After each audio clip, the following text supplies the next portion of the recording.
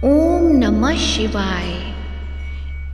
गौरी शंकर भगवान की जय हो। प्रिय भक्तजनों, आज की इस वीडियो में हम सुनेंगे सोमवार व्रत कथा। तो प्रेम से बोलिए शंकर भगवान की जय हो। एक समय की बात है, भगवान शिव माता पार्वती के साथ भ्रमण करते हुए मृत्युलोक के अमरावती नगर में पहुँचे, जहाँ उस नगर के राजा ने भोलेनाथ का एक विशाल और खूबसूरत मंदिर बनवा रखा था। शिवजी और माता पार्वती उस मंदिर में रहने लगे। एक दिन माता पार्वती ने भगवान शिव से चौसर खेलने की इच्छा जताई। तब भगवान शिव माता पार्वती के साथ चौसर खेलने बैठ गए। जैसे ही खेल प्रारंभ हुआ, वैसे ही उस मंदिर का पुजारी वहां आ गया। तब माता पार्वती ने पुजारी जी से सवाल किया कि यह बताइए कि इस बाजी में किसकी जीत होगी। तब ब्राह्मण ने कहा कि इस खेल में महादेव जी की जीत होगी, परंतु ऐसा नहीं हुआ। जीत माता पार्वती की हुई। माता पार्वती ब्राह्मण के झूठी भविष्यवाणी करने की वजह से क्रोधित हो गई और उन्होंने ब्राह्मण को कोढ़े होने का श्राप दिया। इसके बाद शिव और पार्वती कैलाश पर्वत लौट गए। माता पार्वती द्वारा दिए गए श्राप की वजह से पुजारी कोढ़े हो गया। उसकी ऐसी हालत देखकर नगर के स्त्री पुरुष उससे दूर दूर रहने लगे। नगर के कुछ लोगों ने राजा से पुजारी के कोढ़े होने की बात पूछी। जब राजा को पता चला कि पुजारी की किसी पाप के कारण ऐसी हालत हुई है, तो उन्हें पुजारी को मंदिर से निकलवा दिया। इसके बाद कोढ़ी पुजारी मंदिर के बाहर बैठकर ही भिक्षा मांगने लगा। इस तरह से कई दिन बीत गए। तब स्वर्गलोक की कुछ अप्सराएं उस मंदिर में आईं और उस पुजारी से उसके कोढ़े होने का कारण पूछा। पुजारी ने निसंकोच सारी बातें बता दी। तब अप्सराओं ने पुजारी को 16 सोमवार व्रत रखने की सलाह दी। अप्सराओं ने पुजारी को 16 सोमवार व्रत की विधि बताते हुए कहा कि सोमवार के दिन सूर्योदय से पहले उठना, फिर स्नानादि से निवृत्त होकर स्वच्छ वस्त्र धारण कर लेना। इसके उपरांत आधा सेर गेहूं का आटा लेकर उसके 3 अंग बनाना। फिर भगवान शिव की प्रतिमा के समक्ष घी का दीपक जलाकर गुड़, नैवेद्य, फूल, बेलपत्र, चंदन, अक्षत, जनेऊ का जोड़ा लेकर विधि विधान प्रदोष काल में भगवान शिव की पूजा करना। पूजा के बाद गेहूं के आटे से बनाए गए 3 अंगों में एक अंग भगवान शिव को अर्पित करना और एक आप ग्रहण करना। बाकी अंगों को भगवान का प्रसाद मानकर सभी में बांट देना। इस तरह से 16 सोमवार तक व्रत रखना। फिर 17वें सोमवार को 1 पाव आटे की बाटी बनाकर उसमें घी और गुड़ मिलाकर चूरमा का प्रसाद तैयार करना। फिर इस प्रसाद का भगवान शिव को भोग लगाकर सभी लोगों में बांट देना। इस तरह से 16 सोमवार व्रत करने और व्रत कथा सुनने से तुम्हारे सारे कष्ट दूर हो जाएंगे। 16 सोमवार व्रत की विधि बताकर अप्सराएं स्वर्गलोक को चली गईं। पुजारी ने अप्सराओं के कहने अनुसार विधि विधान 16 सोमवार व्रत किया। फलस्वरूप भगवान शिव की अनुकंपा से उसका कोढ़ दोष दूर हो गया। राजा ने भी उसे फिर से मंदिर का पुजारी बना दिया। इसके बाद से वह मंदिर में आनंद से अपना जीवन व्यतीत करने लगा। कुछ दिनों बाद जब भगवान शिव और माता पार्वती उस मंदिर में पधारे, तो स्वस्थ पुजारी को देखकर पार्वती जी ने उससे कोढ़ दोष मुक्त से होने का कारण जानना चाहा। तब पुजारी ने उन्हें 16 सोमवार का व्रत करने की सारी कथा बताई। पार्वती जी ने भी पुजारी से इस व्रत की विधि पूछकर 16 सोमवार का व्रत प्रारंभ किया। पार्वती जी ने ये व्रत अपने पुत्र कार्तिकेय के लिए रखा। दरअसल उन दिनों माता पार्वती अपने पुत्र कार्तिकेय के नाराज होकर दूर चले जाने से बहुत दुखी रहती थी। 16 सोमवार का व्रत करते हुए माता पार्वती ने अपने पुत्र कार्तिकेय के लौटने की मनोकामना की। व्रत समापन के तीसरे दिन कार्तिकेय भगवान वापस लौट आए। तब कार्तिकेय ने अपनी माता से पूछा कि माँ, मेरे इस हृदय परिवर्तन के लिए आपने ऐसा कौन सा उपाय किया था जिससे मेरा क्रोध नष्ट हो गया और मैं वापस लौट आया। तब माता पार्वती ने अपने पुत्र की इस व्रत की कथा सुनाई। उस समय भगवान कार्तिकेय अपने एक मित्र ब्रह्मदत्त के परदेश चले जाने से बहुत दुखी थे। इसलिए उन्होंने अपने मित्र के वापस लौटने के लिए 16 सोमवार का व्रत किया। व्रत के समापन के कुछ दिनों के बाद ही उसका मित्र लौट आया। फिर ब्राह्मण ने कार्तिकेय से इस व्रत के बारे में पूछा। तब कार्तिकेय ने अपने मित्र को 16 सोमवार के व्रत की सारी विधि बता दी। फिर उसने भी ये व्रत किया। 16 सोमवार व्रत का समापन करने के बाद ब्रह्मदत्त विदेश यात्रा पर निकल गए। विदेश में राजा हर्षवर्धन की बेटी राजकुमारी गुंजन का स्वयंवर हो रहा था।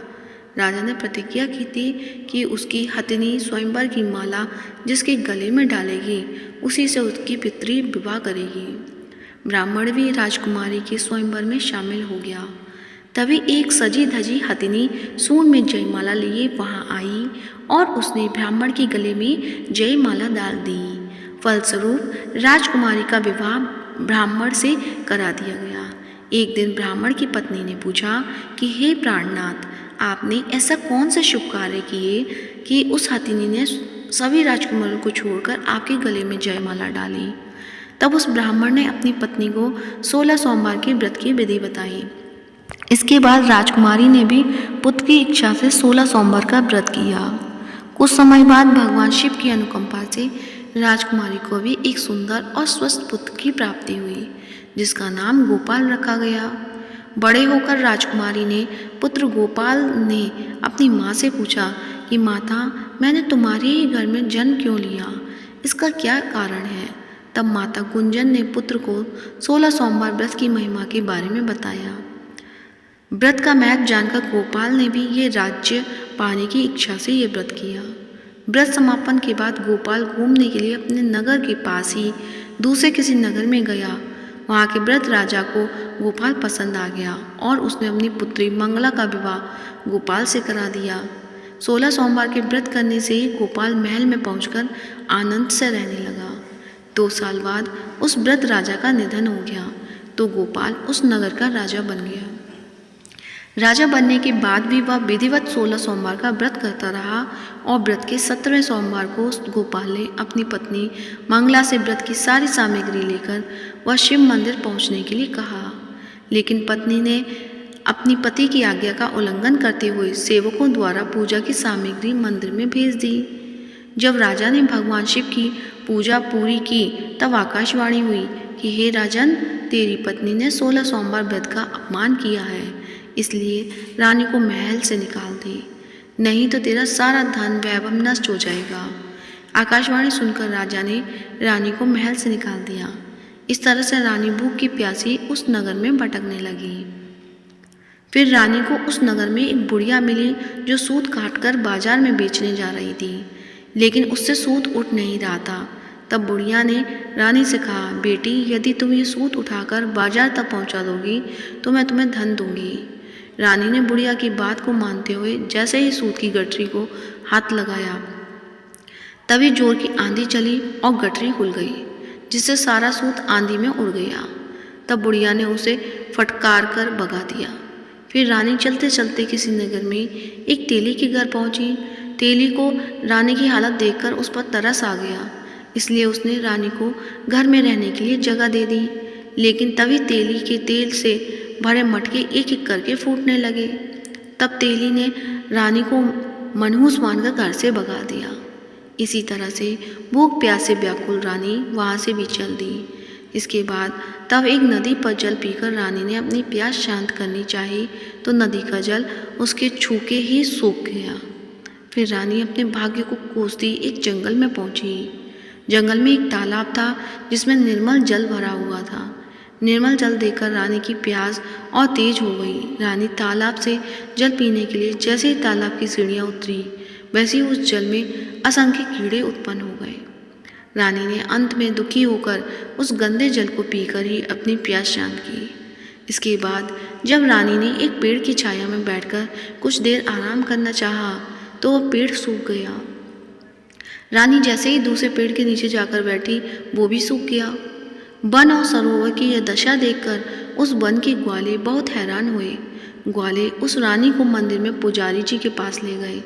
रानी को देखते ही पुजारी जान गए कि अवश्य ही किसी बड़े घर की है, किसी पाप के कारण ऐसे दर दर भटक रही है। तब पुजारी ने रानी से कहा, पुत्री तुम इस मंदिर में रहो, भगवान की कृपा से कुछ ही दिनों में सब ठीक हो जाएगा। रानी उस मंदिर में रहने लगी, लेकिन रानी भोजन बनाती तो सब्जी जल जाती, आटा छूती तो उसमें कीड़े पड़ जाते, जल स्पर्श करती तो उसमें बदबू आने लगती। पुजारी भी रानी के दुर्भाग्य से चिंतित होते हुए बोले कि हे पुत्री, अवश्य ही तुझसे कोई अनुचित काम हुआ है जिसके कारण तेरी ऐसी दशा हुई है। पुजारी की बात सुनकर रानी ने सारी घटना बता दी। पुजारी ने कहा कि अब तुम चिंता नहीं करो, सच्चे मन से 16 सोमवार के व्रत करना शुरू कर दो। पुजारी की बात मानकर रानी ने ये व्रत प्रारंभ कर दिए। जब रानी ने 17वें सोमवार को विधिवत व्रत का समापन किया तो उधर उसके पति को रानी की याद आई। राजा ने तुरंत अपने सैनिकों को रानी को लाने का आदेश दिया। रानी को ढूंढते हुए सैनिक मंदिर में पहुंचे और रानी से वापस लौटने के लिए कहा। तब पुजारी ने सैनिकों से रानी के वापस जाने के लिए मना कर दिया। इसके बाद राजा स्वयं उस मंदिर में पुजारी के पास पहुंचे और रानी को महल से निकाल देने के कारण पुजारी जी से क्षमा मांगी। तब पुजारी ने कहा, यह सब भगवान शिव के प्रकोप के कारण हुआ है। तब पुजारी ने रानी को वापस भेज दिया। रानी महल में आ गई। रानी के स्वागत में पूरे नगर को सजाया गया और राजा ने ब्राह्मण को अन्न, वस्त्र और धन का दान दिया। इस तरह से रानी 16 सोमवार का व्रत करते हुए अपने पति के साथ महल में आनंद पूर्वक रहने लगी। भगवान शिव की अनुकंपा से उसका जीवन खुशियों से भर गया। कहते हैं, जो कोई 16 सोमवार व्रत की कथा सुनता है या सुनाता है उसकी सभी मनोकामनाएं पूरी होती हैं। तो प्रेम से बोलिए, शंकर भगवान की जय हो, गौरी माता की जय हो। अब सुनते हैं सोमवार व्रत की दूसरी पौराणिक कथा। एक साहूकार था। वह भगवान शिव का अनन्य भक्त था। उसके पास धन दौलत किसी भी चीज की कमी नहीं थी। तब भी वह उदास रहा करता था क्योंकि उसकी कोई संतान नहीं थी और संतान प्राप्ति की कामना के लिए वह रोज भगवान शिव के मंदिर में जाकर दीपक जलाता था। साहूकार के भक्ति भाव को देखकर एक दिन माता पार्वती ने भोलेनाथ से कहा कि प्रभु, यह आपका अनन्य भक्त है, इसके सभी कष्टों को अवश्य दूर करना चाहिए। शिव जी बोले कि हे देवी, इस साहूकार की कोई संतान नहीं है, यही इसके दुख का कारण है। माता पार्वती ने कहा कि हे ईश्वर, कृपा करके इसे पुत्र का वरदान दीजिए। तब भोलेनाथ ने कहा कि हे पार्वती, इस साहूकार के भाग्य में संतान का योग नहीं है। अगर इसे पुत्र प्राप्ति का वरदान मिल भी गया तो वह केवल 12 वर्ष तक जीवित रहेगा। इसके बाद भी माता पार्वती नहीं मानी और बोली, प्रभु, आपको इस साहूकार को पुत्र का वरदान देना ही होगा, वरना भक्त क्यों आपकी सेवा पूजा करेंगे। माता पार्वती के बार बार कहने से भोलेनाथ ने साहूकार को पुत्र का वरदान दिया, लेकिन यह भी कहा कि पुत्र केवल 12 वर्ष तक ही जीवित रहेगा। साहूकार ये सब बातें सुन रहा था। ये सुनने के बाद वह पहले की तरह भोलेनाथ की पूजा अर्चना करता रहा। वरदान के प्रभाव से 9वें महीने में साहूकार को पुत्र की प्राप्ति हुई। परिवार में खूब खुशियां मनाई गई, लेकिन साहूकार पहले की तरह ही उदास रहा और पुत्र की कम आयु का जिक्र उसने किसी से भी नहीं कहा। जब पुत्र 11 वर्ष का हुआ तो एक दिन साहूकार की पत्नी ने पुत्र के विवाह के लिए कहा। तब साहूकार ने कहा कि पुत्र अभी पढ़ने के लिए काशी जी जाएगा। इसके बाद उसने पुत्र के मामा को बुलाया और कहा कि इसे पढ़ने के लिए काशी ले जाओ और रास्ते में जहाँ भी रुकना वह यज्ञ और ब्राह्मण को भोजन कराते हुए आगे बढ़ना। वे दोनों इसी तरह करते हुए जा रहे थे कि रास्ते में एक राजकुमारी का विवाह हो रहा था। जिससे राजकुमारी का विवाह होने वाला था वह एक आंख से काना था। उसके पिता ने जब अति सुंदर साहूकार के बेटे को देखा तो उसने सोचा कि क्यों न इसे दूल्हा बनाकर शादी के सारे कार्य संपन्न करा लिए जाएं। इसके लिए राजा ने मामा को बहुत सारा धन दिया। तब मामा बालक को दूल्हा बनाने के लिए मान गया। इसके बाद साहूकार का बेटा दूल्हा बना और जब विवाह संपन्न हो गया तब जाने से पहले बालक ने राजकुमार की चुन्नी पर लिखा कि तेरा विवाह मेरे साथ हुआ है, लेकिन जिस राजकुमार के साथ तुझे भेजेंगे वह एक आंख से काना है।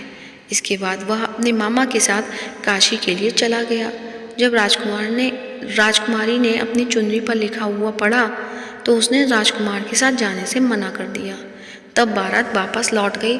उधर मामा और भांजे काशी जी पहुंच गए थे। एक दिन जब मामा यज्ञ की तैयारी कर रहे थे और भांजा बहुत देर तक बाहर नहीं आया तो मामा ने अंदर जाकर देखा तो भांजे के प्राण निकल चुके थे। वह बहुत परेशान हुए, लेकिन सोचा कि अभी शोक मनाया तो ब्राह्मण चले जाएंगे और यज्ञ अधूरा रह जाएगा। यज्ञ संपन्न हुआ तो मामा ने रोना पीटना शुरू कर दिया। तभी भगवान शिव पार्वती उधर से जा रहे थे। तब पार्वती ने शिव जी से पूछा कि हे प्रभु, ये कौन रो रहा है? तब उन्हें पता चला कि ये तो वही साहूकार का पुत्र है। तब पार्वती जी ने कहा कि हे प्रभु, इसे जीवित कर दे, नहीं तो रोते रोते इसके माता पिता के प्राण निकल जाएंगे। तब भोलेनाथ ने माता पार्वती से कहा कि इसकी आयु पूरी हो चुकी है। इसकी आयु इतनी ही थी, लेकिन माँ के बार बार आग्रह करने पर भोलेनाथ ने उसे जीवित कर दिया। तब लड़का ओम नमः शिवाय का जप करते हुए उठा। मामा भांजे दोनों ने ईश्वर को धन्यवाद दिया और अपने नगर को लौटे। रास्ते में वही नगर पड़ा, वहाँ राजकुमारी ने उसे पहचान लिया। तब राजा ने राजकुमारी को साहूकार के बेटे के साथ बहुत सारा धन देकर विदा किया। उधर साहूकार और उसकी पत्नी छत पर यह प्रण करके बैठे थे कि यदि उसका पुत्र सकुशल न लौटा तो छत से ही कूदकर अपने प्राण त्याग देंगे। तभी लड़की के मामा ने आकर साहूकार के बेटे और बहू के आने का समाचार सुनाया, लेकिन वे नहीं माने। तब मामा ने शपथ पूर्वक कहा कि तब दोनों को यकीन हो गया और दोनों ने अपने बेटे बहू का स्वागत किया। उसी रात साहूकार को स्वप्न में शिव जी ने दर्शन देकर कहा कि तुम्हारे पूजन से मैं प्रसन्न हुआ, इसलिए तुम्हारे पुत्र को जीवन दान दिया। मान्यता है कि जो भी इस कथा को पढ़ेगा या सुनेगा उसके समस्त दुख दूर हो जाएंगे और उसकी सभी मनोकामनाएं पूर्ण होंगी। तो प्रेम से बोलिए गौरी शंकर भगवान की जय। अब सुनते हैं भगवान भोलेनाथ की आरती। ओम जय शिव ओमकारा, स्वामी जय शिव ओमकारा। ब्रह्मा विष्णु सदाशिव अर्धांगी धारा। ओम जय शिव ओमकारा। एकानन चतुरान पंचानन राजे। हंसानन गरुणासन वृषवाहन साजे। ओम जय शिव ओमकारा। दो भुज चार चतुर्भुज 10 भुज अति सोहे। तीनों रूप निरखता त्रिभुवन जन मोहे। ओम जय शिव ओमकारा। अक्षमाला वनमाला मुंडमाला धारी। चंदन मृग मद सोहे भोले शुभकारी। ओम जय शिव ओमकारा। श्वेतांबर पीतांबर बागांबर अंगे। सनकादिक ब्रह्मादिक प्रेतादिक संगे। ओम जय शिव ओमकारा। करके मध्य कमंडल चक्र त्रिशूल धरता। जग करता जग हरता जग पालन करता। ओम जय शिव ओमकारा। ब्रह्मा विष्णु सदाशिव जानति अविवेका। प्रणवाक्षण के मध्य ये तीनों एका। ओम जय शिव ओमकारा। त्रिगुण स्वामी की आरती जो कोई नर गावे। कहत शिवानंद स्वामी भजत हरि हरियामी। सुख संपत्ति पावे। ओम जय शिव ओमकारा। पर्वत सोहे पार्वती शंकर कैलासा, भांग धतूरा का भोजन भस्मी में बासा। ओम जय शिव ओमकारा।